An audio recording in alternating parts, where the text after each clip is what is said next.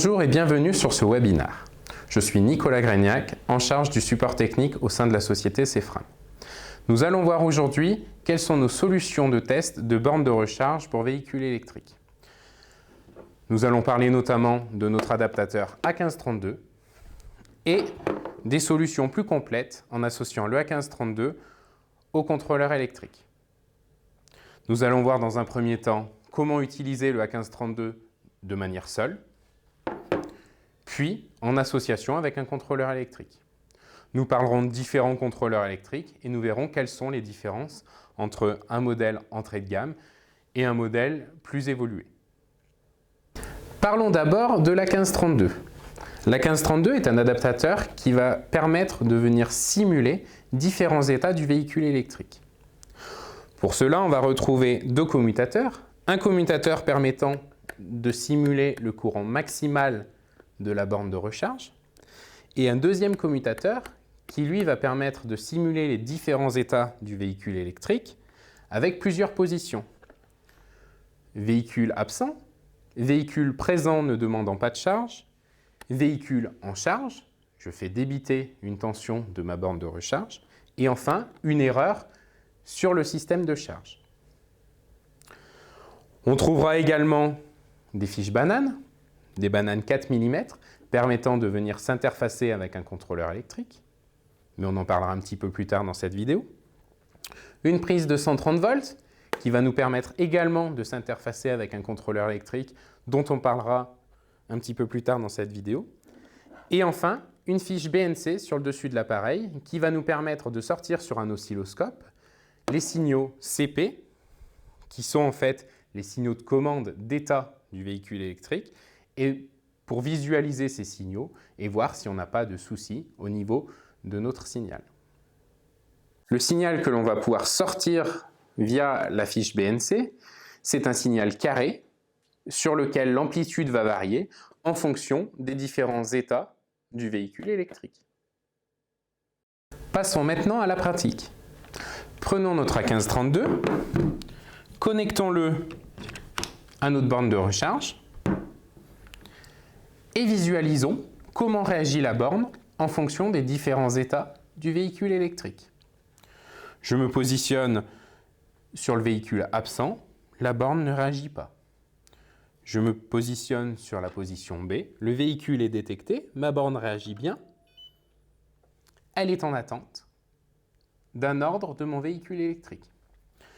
Je me positionne en position C, j'ai une charge qui est demandée, on a entendu le commutateur qui s'enclenchait et j'ai bien une présence de tension sur mon A1532.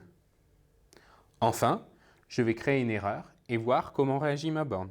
Je crée mon erreur, ma borne passe bien en erreur. Elle a coupé son alimentation et mon signal d'erreur apparaît sur la borne. Parlons de notre deuxième commutateur, le commutateur PP. Ce commutateur-là va nous permettre de déterminer le mode de fonctionnement de notre borne de recharge. Les bornes de recharge ont deux modes de fonctionnement, c'est-à-dire que lorsqu'on va leur demander un courant supérieur à ce qu'elle est capable de délivrer, soit elle va se brider et débiter son courant maximal, soit elle va se mettre en défaut car elle s'aperçoit qu'on lui demande un courant supérieur à ce qu'elle est capable d'envoyer. Ce commutateur-là va nous permettre de déterminer le mode de fonctionnement de notre borne. Voyons sur notre borne.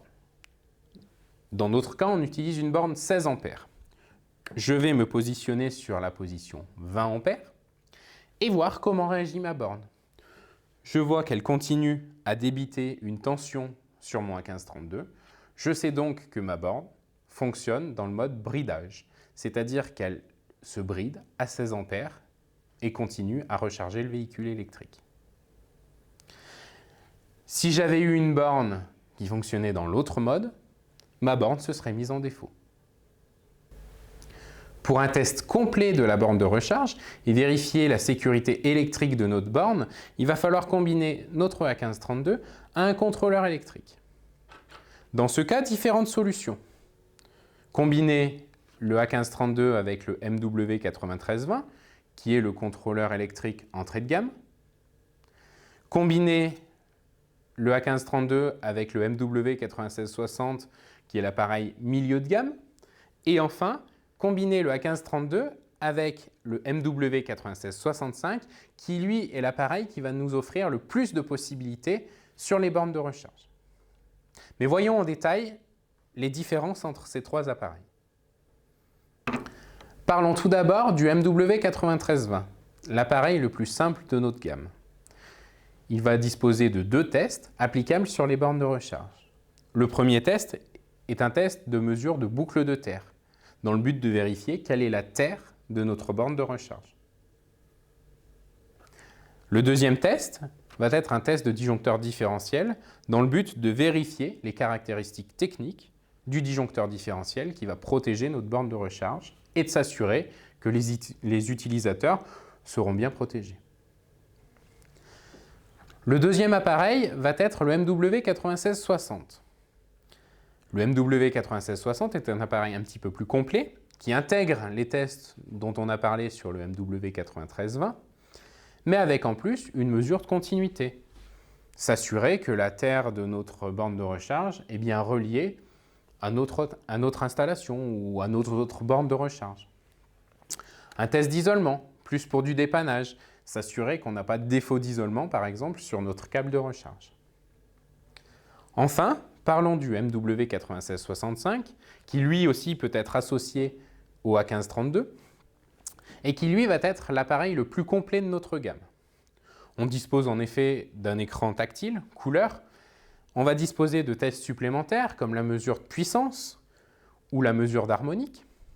Mais surtout, on va disposer de séquences de tests automatisées qui ont été développées pour le test des bornes de recharge. On va avoir aussi la possibilité de sauvegarder nos mesures dans le but de créer derrière un rapport. Nous verrons d'ailleurs en fin de cette vidéo quel est le type de rapport que l'on va pouvoir créer avec le MW9665. Passons maintenant à la pratique. Vous constaterez que j'ai enlevé le capot de protection de notre borne de recharge afin de pouvoir la passer en mode installateur. En effet, certaines bornes de recharge, pour pouvoir laisser passer les impulsions qui sont envoyées lors du test de boucle de terre par exemple, ou pour permettre le test de disjoncteur différentiel, ont un mode appelé mode installateur, et on va avoir besoin de passer dans ce mode installateur pour pouvoir réaliser nos tests. Ma borne de recharge est maintenant en mode installateur. On le voit d'ailleurs grâce au code couleur présent sur ma borne de recharge.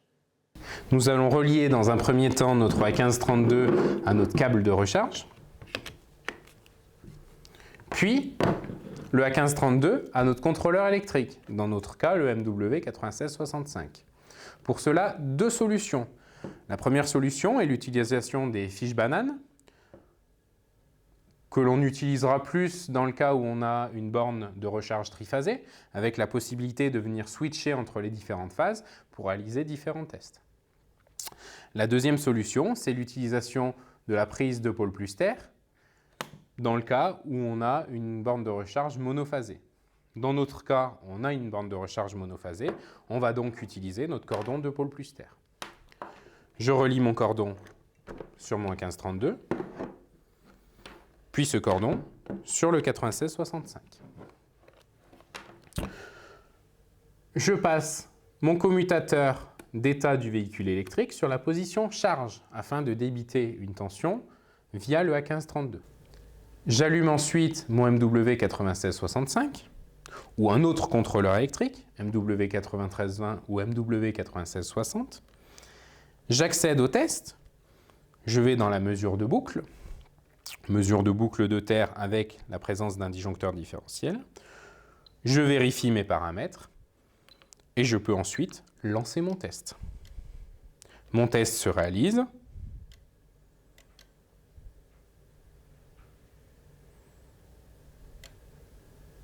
Et ma mesure est bonne. Je vais maintenant faire un test de disjoncteur différentiel. Je reviens dans mes tests. Je viens sur le menu disjoncteur différentiel. Temps de déclenchement du disjoncteur différentiel. Je vérifie mes paramètres. Mes paramètres sont bons. Je peux lancer mon test. Je lance mon test.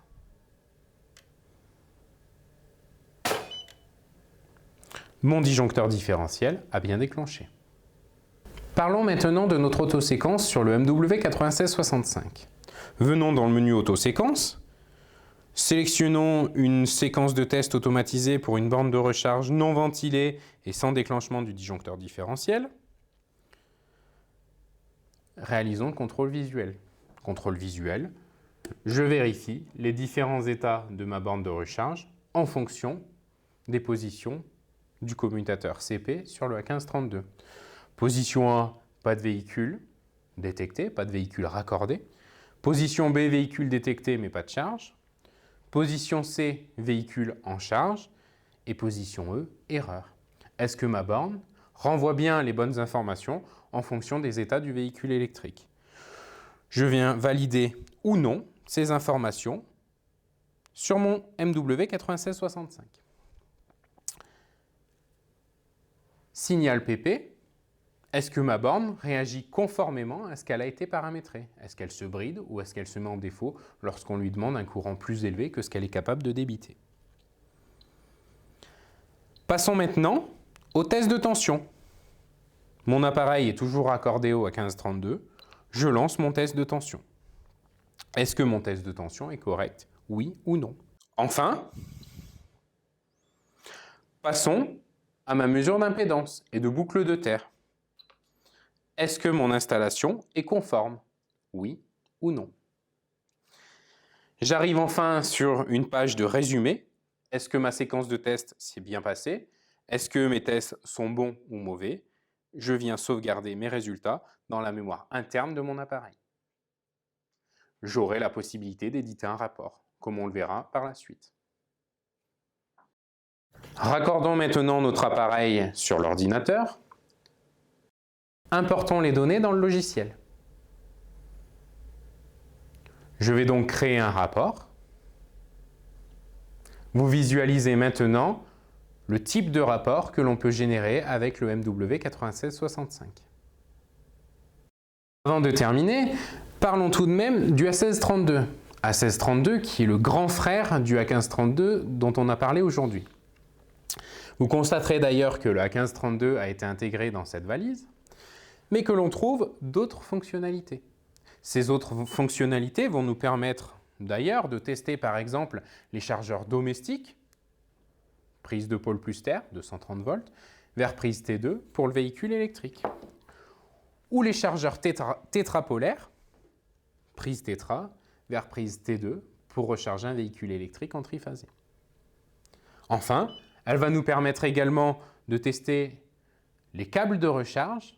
Est-ce que nos câbles de recharge ne sont pas en défaut? Et d'effectuer un diagnostic sur les bornes de recharge via une application Bluetooth dédiée. On peut également combiner cette valise A1632 à une valise A1631 qui va nous permettre de superviser et de visualiser les signaux de commande en parallèle d'un véhicule électrique réel raccordé à la borne de recharge. Vous l'avez compris, le A1632 est un petit peu plus évolué que le A1532 et nous en parlerons donc dans un prochain webinaire. N'hésitez pas à revenir vers nous pour la moindre question ou pour toute information complémentaire.